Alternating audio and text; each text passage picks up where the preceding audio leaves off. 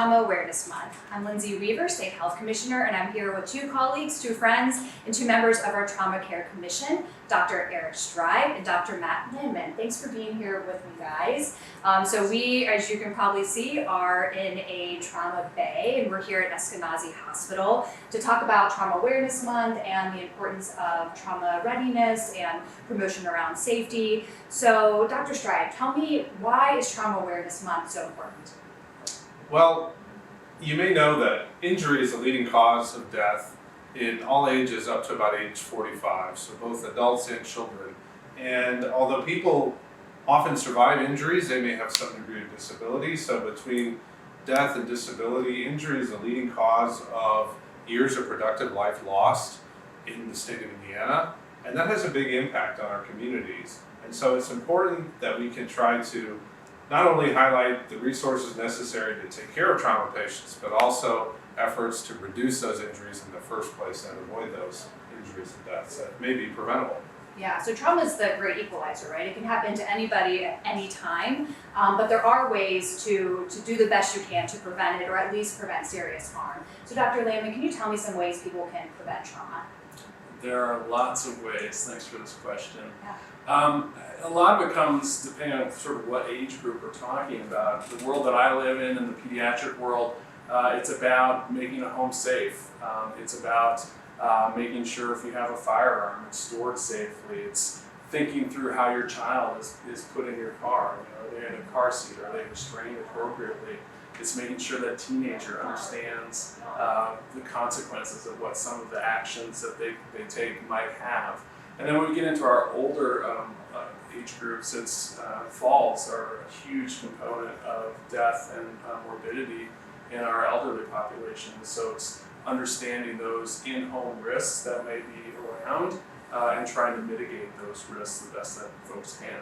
Yeah, I would say every shift I take care of somebody who's fallen at home, broken a hip, gotten a head bleed. So it is very common, and there are simple things people can do at home, right? Pulling up rugs that are on the floor, making sure that they have handles in place. And so just talking about that, making sure people are aware of all those prevention pieces are so important. So in 2023, we were really excited to get legislation passed for the state of Indiana to actually invest in the space of trauma and our trauma system plan and development. So do you guys want to both kind of talk about what has that meant for trauma care in Indiana? What are we up to? What are we doing? What are the plans for the future?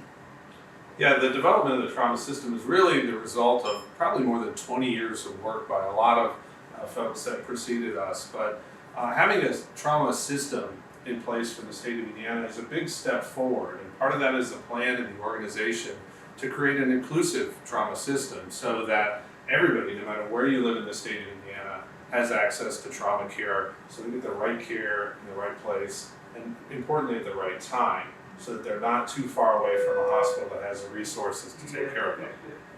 Yeah, I think a huge component of that is readiness, right? These trauma hospitals exist.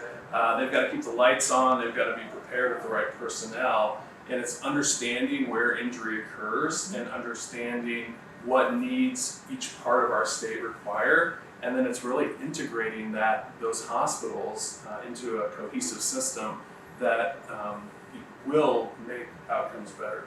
Right, and I think something important for everyone to understand that the trauma continuum is quite long and broad. So it starts at where the injury happens, and are people trained in the community of how to take care of somebody who's had a trauma, right? So for example, it'll be like stop the bleed training, right? Or how to take care of someone to make sure you're not moving their neck if they've had a significant trauma. And then you have our EMS providers, right? Who are picking up the patient, stabilizing them, and moving them to a facility.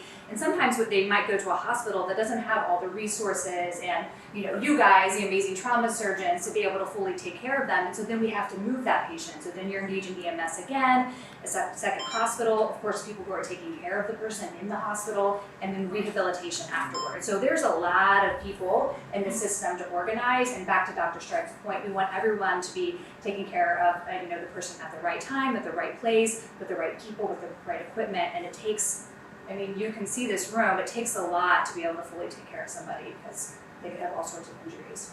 What did we miss? Anything else you guys want to add?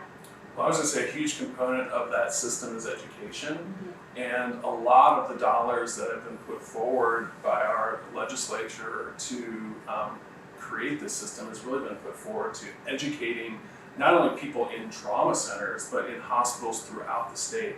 And I think that's an incredibly important component of making a strong system, because everyone who touches that trauma patient, whether they're in a room like this or they're out in the field in an EMS rig, need to understand those important principles of trauma care. So it's been a huge boost to the entire system to get that education out there.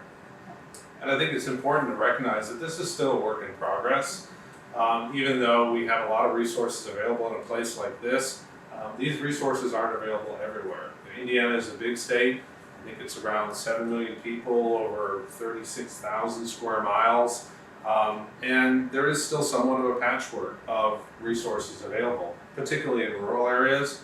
And so those are some of the things that we're working on to make sure that adequate resources or the ability to transfer patients is really part of an operational trauma system to make sure that everyone has the care that they need. Right, so we're really excited to start on this work. The Trauma Commission has been in place for, is it a little over a year now? Yeah.